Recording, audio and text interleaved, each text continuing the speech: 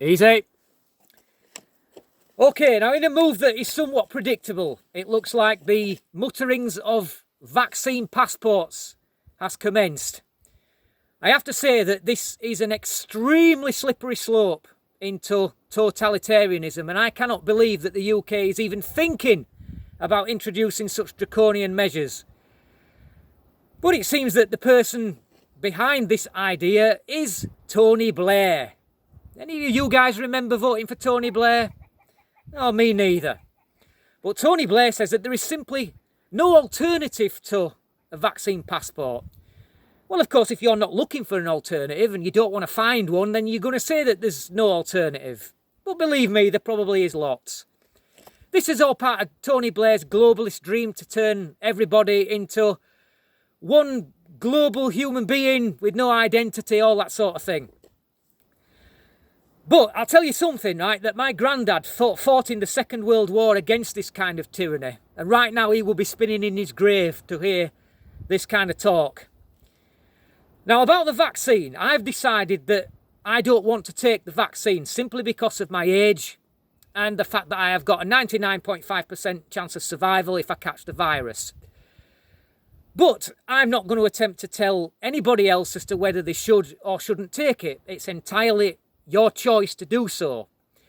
But what we're seeing now is a campaign of fear, bullying, coercion into people taking it.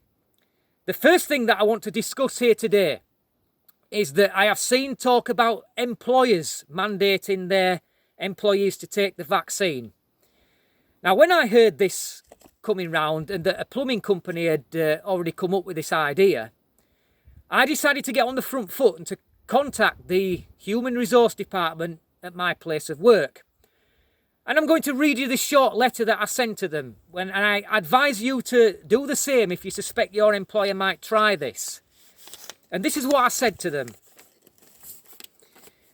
As I predicted weeks ago, the mutterings of vaccine passports has now started. Due to my age, which is 47, if I do catch COVID-19, I have at least a 99.5% chance of surviving. And I am nowhere near the age of death on average, which is 82. I made the decision long ago that I did not want to be part in what is an experimental vaccine. My reasons are many, so I won't go into them here. The only reason I should ever have to give is that it is my body, my choice. I am very concerned that company name will join Pimlico Plumbing in forcing employees to take it. I am aware that there are legal complications to this, but there are always many avenues to bypass those. For example, health and safety.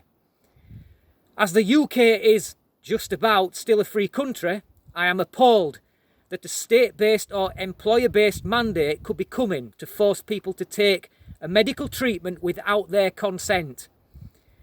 Can you please, if possible, tell me if company name intend to go down this route? Even though we have many COVID safeguards in place already to protect ourselves and others. Advance warning would be appreciated. Now, the reply I got was quite a definitive and positive reply, and it said, company name will not be making vaccines mandatory. I have copied in the health and safety chief on this email in case he wants to add anything from a health and safety perspective. Now, as it turns out, I had already contacted that health and safety chief already. Now, I think that they shied away from introducing this because they realise that it is a legal minefield and they just don't want to get involved in the potential lawsuits that could be coming. So I would advise you guys now to get on the front foot and do the same thing. Don't prat around, do it now.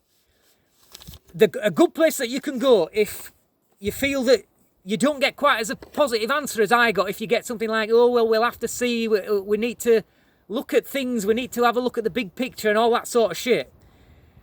So seek legal advice from a website, www.laworfiction.com. You might find it quite useful.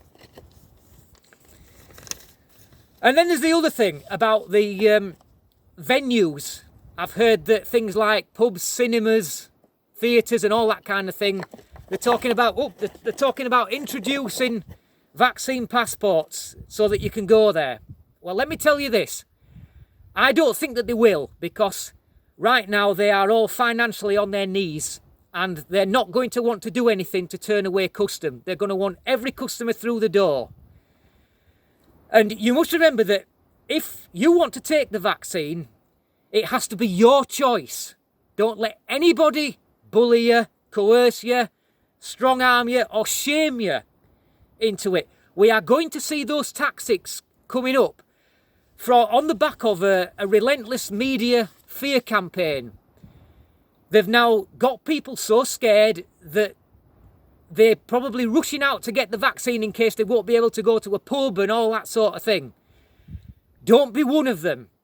Scared people are easy to control. I don't think it'll be necessary, but it must be your choice. Don't let anybody bully you into doing it. And as far as other countries are concerned, well, if they want to introduce the vaccine passport for travellers there, well, that's up to them. We can't do anything about that. But what we can do is we can take our custom elsewhere. If you get one country that does it, then go on holiday to another country. Just take your business elsewhere if that's what they want to do. I've got a feeling if they lose too much tourism, they will probably change their mind. Okay, thank you for watching. Until next time, easy.